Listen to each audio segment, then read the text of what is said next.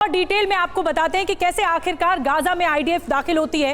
कई दूसरे सैन्य वाहन भी जाते हुए दिख रहे हैं। जिस तरह से सुमित ने समझाया, आईडीएफ ने कहा कि अब गाजा में हमारे सैनिक हैं, ये कह दिया है। इजराइल की सेना ने गाजा में घुसने से पहले जबरदस्त बमबारी भी की गई है। ये भी कहा जा रहा है कि इजरायली बमबारी से बैकफुट पर आ गया है हमास इस इलाके में, क्योंकि यहीं पर ही हमास का प्रभुत्व देखने को मिला था। और आइए अब आपको दिखाते हैं कि इजराइल की जमीन पर घुसे पहले से इजराइल ने किस तरह की रणनीति अपनाई थी और क्या कुछ अब तक समझ में आ रहा है ग्राउंड ऑपरेशंस को लेकर।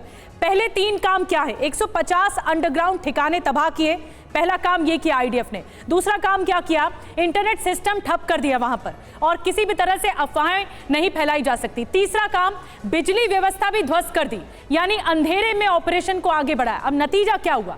हमास के लिए कम्युनिकेशन आसान नहीं रह गया, हमास को काउंटर अटैक का मौका नहीं मिल रहा है। तो यही सबसे बड़ी रणनीति है कि बिजली गुल कर देने के बाद जो ऑपरेशन चलाया जा रहा है वो बहुत इंपॉर्टेंट है। तो ग्राउंड ऑपरेशन से पहले ये 3 काम, अब ग्राउंड ऑपरेशन शुरू हो चुका है। एक और बड़ी खबर इस बीच बता दें, इजराइल का विनाशकारी हमला हुआ एक बार फिर। वायुसेना के 100 लड़ाकू विमानों का हवाई हमला हुआ है। हमास के 150 से ज्यादा ठिकानों पर बमबारी की गई है। हमास की सुरंगों को भी निशाना बनाया गया है। कई हमास लड़ाकों की मौत की खबरें भी हैं। तो देखिए, ये बहुत इंटेंसिव पूरा ऑपरेशन होता जा रहा है। 150 से ज्यादा ठिकाने हमास की सुरंगें यहां पर थी और यहां पर निशाना बनाया गया।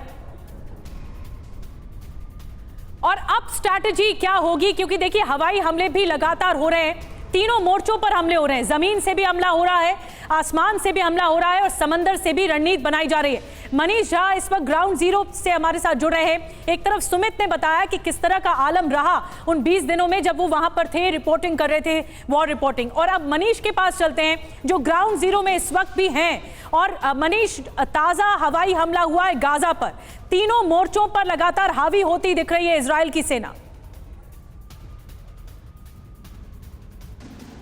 निधि, जिस वक्त आप और सुमित बात कर रहे थे, लगातार यहाँ पर मैं आर्टिलरी की फायर सुन रहा हूँ।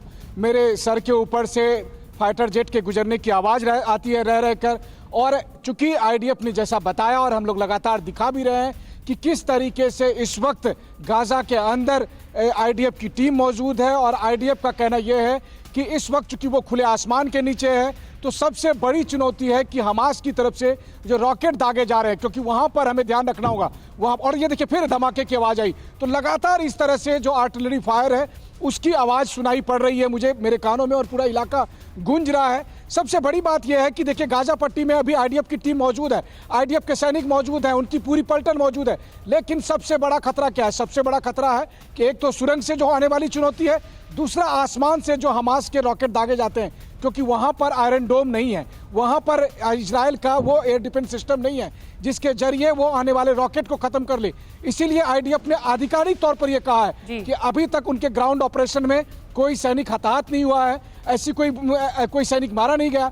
लेकिन आखिरकार ये जंग है, तो आईडीएफ को भी पता है कि वो कितनी मुश्किल जंग। मनीष, लेकिन बात सिर्फ ग्राउंड ऑपरेशन की नहीं हो रही है। जिस तरह से आप कह रहे हैं कि आवाजें आ रही हैं, आसमान लगातार गूंज रहा है, कम से कम नुकसान होते हुए किस तरीके से हमास के ठिकाने को नष्ट किया जाए, किस तरीके से उस इलाके में लगातार अपनी कार्रवाई को जोड़ दिया जाए। और उनको सपोर्ट कर रहे हैं वो इजरायली एयरफोर्स के विमान जो लगातार एयर स्ट्राइक कर रहे हैं। देखिए क्या हुआ है गाजा पट्टी में, गाजा पट्टी की हालत क्या है। बिल्कुल मनीष, आप हमारे साथ बने रहिए, आएंगे आपके पास। तो जिस तरह से मनीष बता रहे हैं, एयर स्ट्राइक हो रही है और इसी के लिए जो फाइटर जेट्स हैं उनकी आवाज आसमान में गूंजती हुई नजर आ रही है, यानी बड़ी तैयारी है।